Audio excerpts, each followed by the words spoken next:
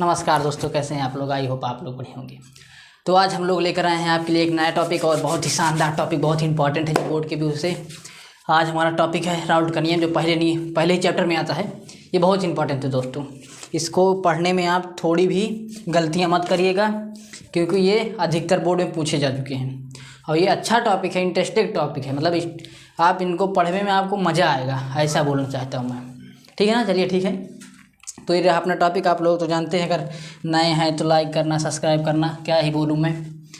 चलिए ठीक है, तो हम लोग अपना टॉपिक शुरू करते हैं बिना वीडियो को देर तक बात करते हुए। चलिए ठीक है, आप लोग कहते हैं राउल्ट का नियम ये है क्या। पहले बात तो इसको आप इम्पॉर्टेंट लगा लीजिए, ये वेरी वेरी इंपॉर्टेंट टॉपिक है। ये अधिकतर बोर्ड में आ चुका है और ये आएगा भी, इसलिए आप इसको ध्यान से समझिएगा।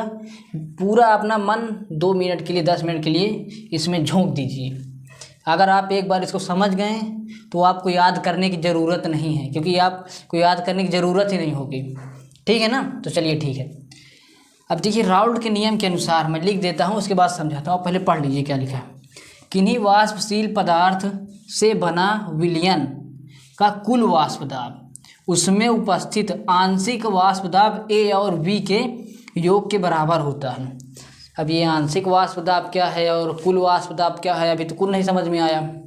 चलिए ठीक है, नहीं समझ में आया। मैं समझ, ये जो राउल्ट भाई साहब थे, इन्होंने अपना नियम क्या दिया। आम तौर पर आप लोग इसको जानते होंगे लेकिन पता नहीं है, तो देखिए मैं समझाता हूँ कैसे। इन्होंने कहा कि अगर मतलब वाष्पशील पदार्थ से बना विलयन है, वाष्पशील पदार्थ से बिना बना विलयन, जैसे कि मैं बना दूं H2SO4 बना दूं और है मतलब और जल मिला दूं और उससे वाष्प बन जाए। मैं समझने के लिए बता रहा हूं, आप इसको लिख मत दीजिएगा। कि अगर उसको बॉयल करें, वो क्या बन जाए, वो बन जाए, वाष्प बन जाए। तो वो जो वाष्प बनेगा उसका जो दाब लगेगा किसी चीज़ पे, मैंने मान लीजिए एक कटोरे में जल डाल दिया और क्या डाल दिया और कुछ डाल दिया, ऐसा 2 पदार्थ डाल दिया। अब 2 पदार्थ डालने के बाद उसको मैंने किसी चीज़ से ढक दिया, हल्की चीज़ से, बिल्कुल हल्की चीज़ से। अब जो बॉयल किया कटोरे को, तो उसमें से जो वाष्प बन गया, वो सारी गैस, वो जो पानी था और जो एक पदार्थ मैंने मिलाया था, वो पानी बन गया। पानी बनने के बाद क्या हुआ कि वो दाब लगा रहा है उड़ने के लिए, निकलने के लिए, क्या, गैस निकलने के लिए। तो जो दाब लगाएगा, वो जो दाब लगाएगा कुल दाब, उसका कुल दाब, समझ रहे हैं ना। कुल दाब यानी पूरा दाब, जो पूरा दाब लगाएगा उसमें उपस्थित जो कौन, पानी मिलाया था, एक पदार्थ और मिलाया था, 2 पदार्थ हमने मिलाया था ना, A और B। यहाँ पर देखिए A और B, कुल दाब जो होगा A और B, पानी का मान, फिर पानी को आप अलग कर दीजिए, पानी को अलग कर दिए, वो पदार्थ को अलग कर दिए, उसको बॉयल करेंगे तो उसमें से जो गैस निकले, मतलब उसमें से जो वाष्प बनेगा और उस पदार्थ का जो वाष्प बनेगा, उनके वाष्प दाबों को अगर आप जोड़ देंगे तो हमारा क्या बनेगा, कुल वाष्प दाब के बराबर हो जाएगा। सिंपल से आप समझ लीजिए। कैसे बता दूं मैं, कि मैं बता दूं आपको, जैसे कि कोई मेरे से दुगना आदमी है, ठीक है, मेरे से कोई पहलवान आदमी है, वो आ गया सामने और मैं क्या कर रहा हूँ, उस पर दाब लगा रहा हूँ। 2 लोग हैं, हम 2 लोग हैं, ठीक है। अब उसको दाब लगा के ठेल दिए, हट गया कि नहीं। अब क्या हुआ, मेरी ताकत और उसकी ताकत जुड़ गई। तो आप मेरी ताकत को और उसकी ताकत को जोड़ देंगे तो वो पहलवान के बराबर हो जाएगी। यानी कि वो जितना हम पर बल लगा रहा है, मैं उसके 2 लोग मिल के लगा रहे हैं। समझ गए बात को ना। तो वही चीज़ राउल्ट का नियम बोल रहा है। क्या बोल रहा है, किन्हीं वाष्पशील पदार्थ से बना विलयन का कुल वाष्प दाब, यानी कोई वाष्पशील पदार्थ हमने डाला, उसमें बॉयल किया, उसका जो वाष्प दाब लगा, कुल वाष्प दाब लगा, उसमें उपस्थित A और B, A हैं और B हैं, 2 पदार्थ हैं। अब 2 पदार्थ क्या हुआ, दोनों पदार्थों का जो वाष्प दाब होगा ना, वो आंशिक वाष्प दाब, मतलब समझे, यानी एक का, आंशिक का शब्द का मतलब क्या होता है, एक, किसी एक का। तो आंशिक वाष्प दाब, समझ गए ना, उपस्थित आंशिक वाष्प दाब, यानी एक का जो वाष्प दाब लगा वो किसके बराबर होता है, कुल के बराबर होता है। यहाँ पास देखिए किसके बराबर होता है, कुल के बराबर होता है आंशिक वाष्प दाब। मैंने क्या लिया था, मैंने लिया था A और B। आप अगर इनको जोड़ देंगे तो किसके बराबर हो जाएगा, कुल के बराबर। इसमें कुछ समझने वाली बात नहीं है, लॉजिकल बात है, आप इसको बिल्कुल बातों बातों में भी किसी को समझा सकते हैं। इसमें कुछ रखा नहीं है जो मुझे इतना समझाने की ज़रूरत पड़े। आप लोग अगर आप डिफिनेशन में पढ़ लेंगे ना तो आप एक बार में समझ जाएंगे। इन्होंने 2 पदों में दिया था, एक पहला पद ये हो गया, ये उन्होंने पहला पद दिया। अब देखिए दूसरा पद क्या होता है उसको भी मैं लिख के समझाता हूँ। 2 मिनट रुकिए, बस 2 मिनट रुकिए। पहला पद आप समझ गए होंगे, ठीक है ना, चलिए ठीक है। तो देखिए हमारा ये दूसरा वाक्य उन्होंने जो बोला था राउट के नियम में वो मैंने लिख दिया है। पहले आप पहले पॉइंट को अगर आप ध्यान से नहीं समझ पाएँ तो फिर से समझिए मैंने क्या बोला। मैंने ये बोला कि जो कुल वाष्प दाब होता है किसी पदार्थ का, मान लीजिए मैंने वाष्पशील पदार्थ जो बनाया, कुल वाष्पशील पदार्थ माने विलयन बना दिया वाष्पशील पदार्थ से। अब वो जो वाष्प दाब कुल लगा दिया, कुल टोटल वाष्प दाब उन्होंने जो लगाया, अब उसमें जो पदार्थ मैंने 2 मिला, विलयन है भाई। अब किसी वाष्पशील विलयन में एक चीज़ से तो विलयन बनता नहीं है, 2 चीज़ से बनता है। मैंने 2 चीज़ मिलाया, उसमें एक का वाष्प दाब ले लीजिए और दूसरे का वाष्प दाब आप ले लीजिए। जब आप दोनों को वाष्प दाब लगाएंगे तो जो कुल वाष्प दाब के बराबर हो जाएगा, जुड़ जाएगा।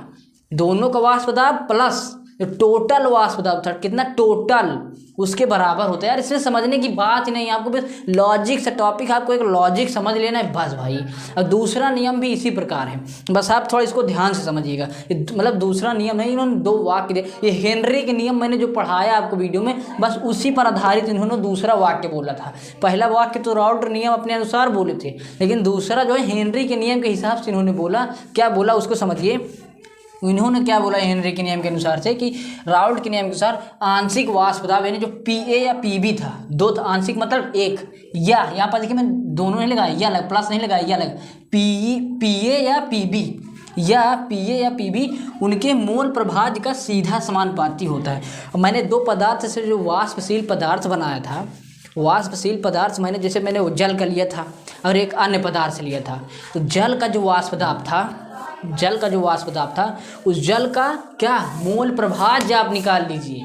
आप जल का मोल प्रभाज्य निकाल लीजिए, वो सीधा किसके समानुपाती होता है। समानुपाती मतलब किसके होता है, मान लीजिए यहाँ पास PA जो लिया था मैंने जल, ये किस, आप एग्जाम्पल में मत लिख के आइएगा कि जल है यहाँ पास, मैं बता रहा हूँ कि आप समझने के लिए जल का वाष्प दाब हो जाएगा यहाँ पास, और किसके बराबर हो जाए, समानुपाती हो जाएगा।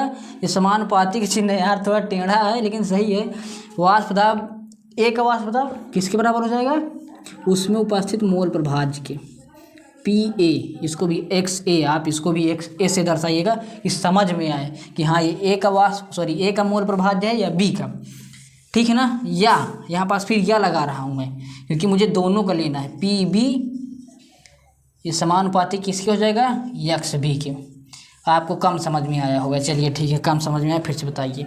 मैं ये बता रहा हूँ दोस्तों मेरे भाइयों कि जो राउट का नियम हेनरी के नियम के अनुसार उन्होंने दिया, ये बताया कि जो उसमें उपस्थित किसी आंशिक का वाष्प दाब है, आंशिक मतलब आप समझें कि किसी एक का वाष्प दाब जो लग रहा है वो उसमें अपने खुद का मोल प्रभाज्य के समानुपाती होता है। अब इसका मतलब समानुपातिक चिन्ह का मतलब क्या लगा दिया, मेरे समझ में नहीं आया, ये पूछिए आप तो मैं ये समझा दूं कि मोल प्रभाज्य यानी आप जल का, जैसे मैं एग्जांपल लिया, एक जल था एक अन्य पदार्थ था, अब दोनों वाष्पशील थे, मैंने दोनों को जोड़ दिया, जो वाष्प दाब लगाया वो पहला नियम के अनुसार बता रहा हूँ, जो टोटल वाष्प दाब लगाया वो जल के वाष्प दाब और वो अन्य पदार्थ के वाष्प दाब के दोनों को जोड़ने के बराबर था कुल वाष्प दाब, ठीक है। अब इन्होंने अपने राउट का नियम जो उन्होंने किनके, हेनरी के नियम के अनुसार दिया कि भाई उनके भी लाज रखनी चाहिए, नहीं गलत हो जाएगा मेरा।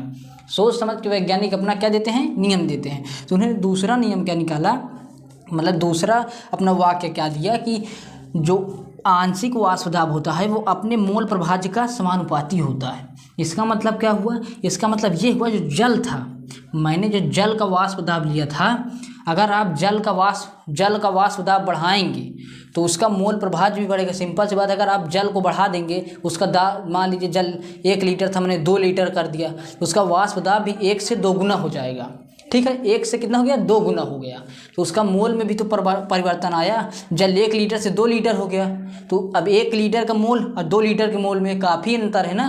तो वही बता रहा है कि जो मोल प्रभाज जो होता है वो किसके समानुपाती होता है, वह आंशिक वाष्प दाब के। ये भी नहीं समझ में आया, यानी मैं ये कहना चाहता हूँ दोस्तों कि जो 1 का मोल प्रभाज आपने निकाल लिया, जल का मोल प्रभाज मान लीजिए 1 मोल था, आपने उसको 2 लीटर कर दिया, तो मान लीजिए यहाँ 2 लीटर का 2 मोल हो जाएगा। तो आपने जितना इसको बढ़ाया उतना ये भी बढ़ते चले जा रहा है, आपने इसको बढ़ाया मोल प्रभाज भी बढ़ते चला जा रहा है। अगर आप किसी को एक को बढ़ाएंगे तो दूसरा ऑटोमेटिक बढ़ता चला जाएगा। जलनशीलता आपने देखी है, अगर कोई दूसरा बढ़ रहा है तो उसको जलता है वो भी बढ़ेगा। अगर ठीक ठाक बंदा नहीं उसको गिराने की कोशिश तो जरूर कर देगा। समझ रहे हैं ना आप मेरी बात को। उसी प्रकार यह लगा दिया। दूसरा भी होता है कि अगर आपने जो अन्य पदार्थ लिया था उसका वाष्प दाब जो होता है किसके मोल प्रभाज के बराबर होता है, अपने मोल प्रभाज के बराबर होता है। ये होता है उसका नियम। अब इन्होंने 2 केस भी दिया है, पहला केस क्या है, दूसरा केस क्या है, इसको रफ करके मैं लिखता हूँ। अगर आपको इतना समझ में आ गया है तो वीडियो को भाई लाइक ज़रूर कर दो, देखो ठीक है ना, लाइक ज़रूर कर दीजिएगा। चलिए ठीक है, मैं अपना इसको रफ करके लिखता हूँ तब तक 2 मिनट में। तो मैंने अभी जो दोनों वाक्य बताया राउल्ट के नियम का, उसमें दूसरा वाक्य जो बताया कि आंशिक वाष्प दाब जो होता है मोल प्रभाज अपने किसका स्वयं का क्या होता है, मोल प्रभाज के समानुपाती होता है। आंशिक वाष्प दाब अपने मोल प्रभाज का समानुपाती होता है। तो जब मोल प्रभाज का चिन्ह हटेगा, अभी केस आप भूल जाइए, अभी उसको थोड़ा हल कर लीजिए, मतलब थोड़ा सॉल्व करिए, मतलब कुछ है नहीं। यहाँ पास क्या था, पी किसके समानुपाती था, यक्स ए के। जब आप इसको हटाएंगे तो आपको पता है कुछ ना कुछ तो आएगा भाई बीच में। अब आप सफल हो रहे हैं तो कोई ना कोई टांग अड़ाने जरूर आता है। तो इसी प्रकार पी ए इजकल टू क्या हो जाएगा, जब ये समानुपाती का चिन्ह हटेगा तो पी नॉट ए हो जाएगा, एक्स ए हो जाएगा। ये होता है जो शुद्ध अवयव होता है ना उसका आंशिक वाष्प दाब होता है। नॉट का मतलब क्या होता है आपको पता है, नॉट का मतलब कुछ भी ना हो, यानी केवल अकेला हो। आंशिक का मतलब यही होता है, केवल अकेला। तो नॉट का मतलब वही हो जाएगा आंशिक का वाष्प दाब जो हुआ करता है, मतलब शुद्ध का जो वाष्प दाब था। इसमें भाई दोनों थे, मतलब ए और बी थे तो थोड़ा बहुत मिले रहते हैं, तो शुद्ध नहीं हुआ, शुद्ध ये हुआ। मिलाने से पहले हमने जैसे जल लिया है, अन्य पदार्थ लिया है, तो मिलाने से पहले जो था हमारा ये है। ये हमको क्वेश्चन में दिया जाएगा, आपको टेंशन लेने की ज़रूरत नहीं है, ये दिया जाएगा या फिर इसको निकाला जाएगा, ठीक है ना, आप टेंशन मत लीजिए। यहाँ पास दूसरा क्या हो जाएगा, पी बी लिए थे हमें, यहाँ पास क्या लिए थे, पी बी लिए थे, पी बी समानुपाती यक्स बी। तो यहाँ पास जब पी बी इक्वल टू आप लिखेंगे तो पी नॉट बी हो जाएगा यक्स बी के। समझ गए, ये क्या है, शुद्ध अवयव का वाष्प दाब। शुद्ध जब था वो मिलाने से पहले शुद्ध का वाष्प दाब ये हो जाएगा। समझ गए ना आप, इतना समझ गए होंगे। अब इसका 2 केस था, 2 केस कौन कौन से थे, बहुत ही आसान है, आप लोगों को टेंशन लेने की ज़रूरत नहीं है। ठीक है, देखिए केस ब्लैक कलर अब थोड़ा ही ख़त्म हो रही है, 2 मिनट। केस फर्स्ट, इन्होंने फर्स्ट केस क्या किया ये मैं बता दूं। देखिए फर्स्ट केस इन्होंने क्या दिया कि जब दोनों पदार्थ क्या हो, जब दोनों पदार्थ वाष्पशील हो। अभी आप समझ जाएंगे। इन्होंने 2 केस इन्होंने दोनों केस में ये बताया कि जब दोनों पदार्थ वाष्पशील हो तो उसका वाष्प दाब क्या हो जाएगा। उन्होंने दूसरा वाक्य क्या मतलब दूसरा केस क्या दिया कि जब एक पदार्थ वाष्पशील परंतु दूसरा पदार्थ अवाष्पशील हो, एठ लायकदार लेकिन एठ खराब हो, ठेठ भाषा में ये है। तो मतलब समझिएगा, हंसने वाली बात नहीं है। एक क्या हो, यहाँ पास दोनों क्या है, वाष्पशील हो। जब यहाँ पर देखिए, जब दोनों पदार्थ वाष्पशील हों, ठीक है ना, वाष्पशील हों, ठीक है। चलिए अब दोनों पदार्थ जैसे मान लीजिए क्या है, एक अरे वीकर ही है हमारा, इसमें मैंने क्या डाल दिया, दोनों पदार्थ यहाँ पास ए है बी है, पी ए है, पी ए मतलब वाष्प दाब जब लगाएंगे तो पी का मतलब होता है प्रेशर, वाष्प दाब। समझ गए आप। तो मान लीजिए मैंने 2 पदार्थ डाला, एक ये है एक बी है। अभी इसका कुल वाष्प दाब राउल्ट के पहला वाक्य के अनुसार क्या हो जाएगा, इसका पहला वाक्य के अनुसार, इसका पहले वाक्य के अनुसार हमारा जो अगर हम निकालेंगे इसका वाष्प दाब तो इसका टू क्या हो जाएगा, पी ए इसका टू पी ए प्लस के पी बी, ये हो जाएगा। अच्छा ये हो जाएगा, चलिए ठीक है। हो गया इतना क्लियर। ये हमारा क्या हो गया, राउल्ट के प्रथम वाक्य के अनुसार, मतलब राउल्ट के नियम के अनुसार जो कुल वाष्प दाब होता है वो PA प्लस PB के बराबर, मतलब कि आंशिक वाष्प दाब के योग के बराबर होता है। इतना तो आप लोग समझ गए होंगे। अब यहाँ पास हमने अगले स्टेप में क्या किया था कि जब अगले मतलब दूसरे वाक्य में PA को इक्वल टू में हम क्या ला दिए थे, P0A यक्स ए, यक्स इसको ला दिए थे, और PB को इसको हम लोग क्या ला दिए थे, P0B यक्स बी, इसको ला दिए थे। तो आप क्या करेंगे, P0 की जगह इसको PA की जगह इसको, PB की जगह इसको रख देंगे। कैसे, देखिए कुल वाष्प दाब बराबर हो जाएगा P0A यक्स ए प्लस P0B एक्स बी, ये हो जाता है हमारा कुल वाष्प दाब। अगर दो पदार्थ वाष्पशील हैं, उनको मिलाया गया, अब हमको उनका कुल वाष्प दाब निकालना है, तो शुद्ध का वाष्प दाब उनका मोल प्रभाज गुणा करिए, शुद्ध का वाष्प दाब उनका मोल प्रभाज गुणा करिए, दोनों को जोड़ दीजिए, इसके बराबर हो जाएगा, हमारे वाष्प दाब के कुल वाष्प दाब के बराबर हो जाएगा। राउल्ट के नियम के अनुसार यही पहला केस है, इसमें कुछ भी नहीं है। आपको किसका मान, आपको हमेशा इसका मान और इसका मान दे दिया जाएगा।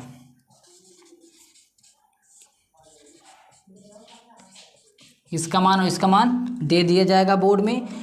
आपको उसमें इसकी मात्रा दे दी जाएगी। मान लीजिए उसमें दे दिया कि कुछ भी दे दे आपको 5 ग्राम 6 ग्राम HCl है, H2SO4 जो भी वाष्पशील पदार्थ दे दिया जाएगा, उसको आपको मोल प्रभाज में निकालना, आपको पिछले वीडियो में बताया भी है, आप बड़ी आसानी से उसका निकाल लेंगे। अच्छा, एक बात तो यहाँ पास और है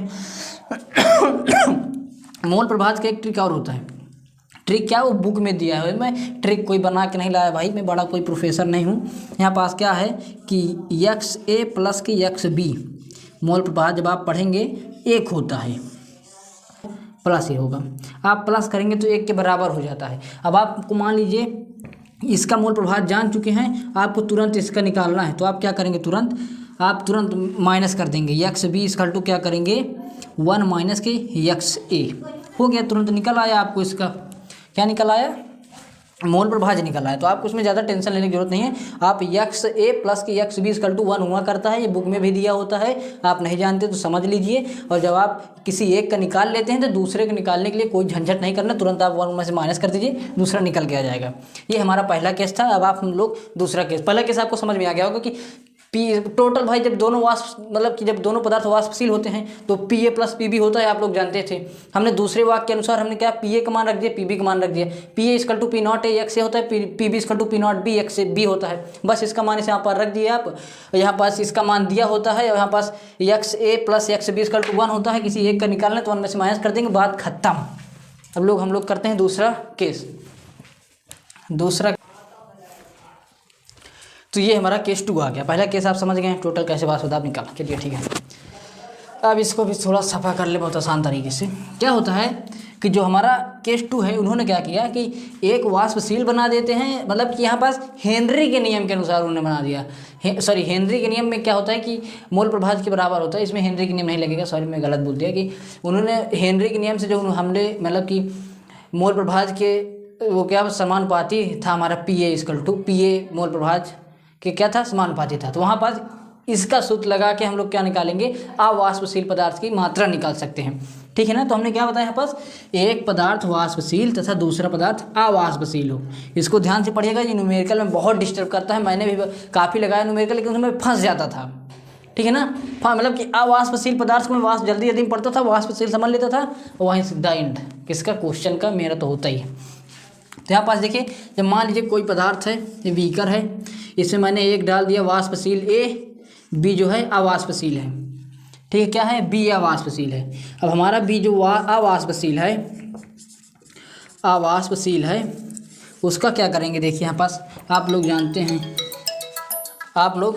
हैं क्या होता है कि वहाँ पास हमने, अच्छा आप पहले वाक्य के अनुसार आप समझे क्या, कुल वाष्प दाब किसके बराबर होता है, उनके आंशिक योगों के बराबर। जब एक पदार्थ वाष्पशील और दूसरा पदार्थ अवाष्पशील, यानी कि एक पदार्थ वाष्प अपना लगाएगा लेकिन दूसरा पदार्थ वाष्प ही नहीं लगाएगा, तो कुल वाष्प दाब क्या हो जाएगा दोस्तों यहाँ पास? कुल वाष्प दाब। आप समझिए थोड़ा, यहाँ पास कोई हार्ड टॉपिक नहीं मेरे भाई।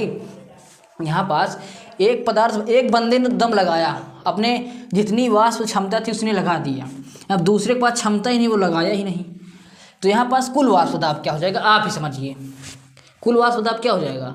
एक लगाए तो एक ही के बराबर हो जाएगा। अब भाई बंदा एक ही लड़ रहा है मेरे भाई, एक ही बंदा लड़ रहा है, दो बंदों में से एक पास जा ही नहीं है, तो एक ही बंदे की तो शक्ति मानी जाएगी, दूसरा तो समझ लीजिए मतलब शक्ति खो बैठा है। चलिए ठीक है, तो यहाँ पास हमारा कुल वाष्प दाब किसके बराबर हो जाएगा? एक ही बंदा एक ही पदार्थ प्रेशर लगा रहा है, मेरे समझ मतलब कि एक ही पदार्थ वाष्प बना रहा है, वाष्प दाब लगा रहा है, दूसरा लगा ही नहीं रहा है, शून्य है उसका वाष्प दाब, तो एक ही का तो लिखेंगे इक्वल टू में, यानी कि कुल वाष्प दाब इक्वल टू PA। बस भाई यही है, बस इसको थोड़ा सा क्या करना है, न्यूमेरिकल की तरह, मतलब क्या है, एक होता है ना डेरिवेशन, बस छोटा सा डेरिवेशन की तरह इसको आप हल कर लेंगे, इसमें कुछ है नहीं है। देखिए इसमें जगह कम है तो थोड़ा जगह को मैनेज करते हुए हम लोग चलते हैं। क्या है जगह की शॉर्टेज बहुत लोगों को होती है। P = PA मैंने क्यों लिखा आप लोग जानते हैं, क्योंकि केवल एक बंदा जब प्रेशर लगाता है, जब एक पदार्थ वाष्प दाब बनाएगा तो एक ही का तो कुल वाष्प दाब के बराबर होगा। अब दूसरा भाई प्रेशर ही नहीं लगा रहा है, वाष्प नहीं बना रहा है, तो दूसरे का क्या हो जाएगा? शून्य। पहले बना रहा है, पहले का हमने कुल के बराबर लग दिया, मतलब कि रख दिया, लिख दिया। अब हमने आपको बताया, क्या बताया? PA डायरेक्टली प्रोपोर्शनल XA के। अब यहाँ पास हमने क्या लिखा? PA = P0B, P0A XA, हमने ये ला दिया। अब आप इसको यहाँ पास जो आया ये PA बराबर आप इसको यहाँ पास रख दीजिए, तो P = कुल वाष्प दाब = क्या हो जाएगा हमारा? PA की जगह P0A XA, ये आ गया। आप क्या कर सकते हैं, मैंने आपको अभी बताया, जस्ट अभी बताया कि XA + के XB = 1, तो हमको XA का मान निकालना है, तो XA हो जाएगा = ये उधर जाएगा माइनस में, तो 1 - के XB, तो यानी कि जहाँ पास XA है वहाँ पास 1 - के XB लिख सकते हैं। अब ये क्या है? मोल प्रभाज्य। मैंने बताया एक का मोल प्रभाज्य, दूसरे का मोल प्रभाज्य, एक का जो मोल प्रभाज्य होता है दूसरे के मोल प्रभाज्य के योग के 1 के बराबर होता है, जो जोड़ कर देंगे तो 1 आ जाता है। तो हमको 1 का निकालना, तो 1 - तुरंत माइनस करिए, तुरंत। तो यहाँ पास हमको XA, ये क्या है हमारा? यहाँ पास आप समझिएगा, XA वाष्प बना रहा है, अवाष्प नहीं है, वाष्प बना रहा है मेरे दोस्त। क्या? वाष्प बना रहा है, अवाष्पशील। यहाँ पास जब XA का मान रखेंगे तो हम लोग क्या रखेंगे? XA का मान 1 - के XB। अब आप यहाँ पास रख दीजिए, क्या रखेंगे यहाँ पास? P = P0A, यहाँ पास क्या? 1 - के XB, ये आ गया। अब आप क्या करेंगे? आप क्या करेंगे? सिंपल समझिए। अब आप लोग क्या करेंगे? यहाँ पास इसको इसमें गुणा करेंगे, इसको इसमें गुणा करेंगे, जोड़ घटाना अपना काम, ठीक है। PA = P0A, 1 1 जा 1, 1 1 कम 1, ठीक है ना, 1 1 कम 1, यहाँ पास एक PA ही आ जाएगा, P0A आ जाएगा। जब इसको इसमें गुणा करेंगे तो माइनस के P0A XB, ये आ जाएगा हमारा। अब यहाँ पास देखिए, जो अवाष्पशील पदार्थ है उसका मोल प्रभाज्य निकाल लेंगे, मतलब कि जो अवाष्पशील पदार्थ है उसका मोल प्रभाज्य हम लोग क्या निकाल लेंगे। क्लियर है? तो हमको पता चल जाएगा कितना वाष्प दाब है, क्योंकि दूसरका तो बना नहीं रहा है, वो दूसरका को हटा देंगे, तो हमको पहले का तो पता चल जाएगा कितना वाष्प दाब लगाया, कितना क्षमता है, दूसरा क्या कर रहा है। चलिए ठीक है, तो यहाँ पास अब X, इसको मतलब क्या करेंगे, जो इसको इधर लाइए, ये जो माइनस में इतना चीज़ है इसको आप इधर लाइए, और जो P है इसको उधर ले जाइए, तो यहाँ पास क्या हो जाएगा? P0A XB प्लस में हो जाएगा, बराबर में P0A ये p उधर जाएगा, माइनस में हो जाएगा, बात खत्म। यहाँ पास हम एक्स बी का क्या करेंगे, मान निकालना है, इसको बटे मिल जाएंगे, गुणे में है। यहाँ पास हम लोग क्या करेंगे, x b equal to p naught a minus k p upon p naught a. अब आप यहाँ पास समझ गए होंगे कि जो अवाष्पशील पदार्थ है, जो अवाष्पशील पदार्थ है कौन है, एक्स बी, उसका मोल प्रभाज्य निकालेंगे तो वहाँ पास हमारा जो वाष्प दाब आएगा, यहाँ पास पी नॉट ए, कुल में से हम एक का घटाएंगे और बटे में एक कम भाग दे देंगे तो हमारा एक्स बी आ जाएगा, किसका, उसका मोल आ जाएगा, उसका मोल प्रभाज्य आ जाएगा, किसका, एक्स बी का, कि उसका प्रेशर ही नहीं है, इसमें से हम घटा देंगे, कुल में से पी मतलब एक का घटा देंगे तो हमारा क्या आ जाएगा, एक्स बी आ जाएगा।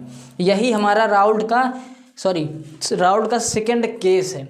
आप फर्स्ट केस, सेकंड केस और राउल्ट के दोनों वाक्य लिख के आएंगे तो आपको पूरा नंबर देने की गारंटी मेरी नहीं, मैं तो लेने की गारंटी कर रहा हूँ। बात यहाँ पास यह है। तो यहाँ पास इतना ही हमारा आज का टॉपिक था, ज़्यादा बड़ा टॉपिक नहीं है दोस्तों। और आप इसको बिल्कुल आपको नहीं समझ में आया है तो बताइएगा कमेंट में। पहली बात तो तो ये क्या होता है कि यहाँ पास हमारा सेकंड केस पूरा नंबर दिला देगा, आप पूरा यहाँ तक लिखेंगे। तो मिलते हैं नेक्स्ट वीडियो में दोस्तों, नेक्स्ट नए टॉपिक के साथ, ज़बरदस्त टॉपिक के साथ। इसलिए आप लाइक एंड सब्सक्राइब करते रहिए। तब तक के लिए जय हिंद, जय भारत।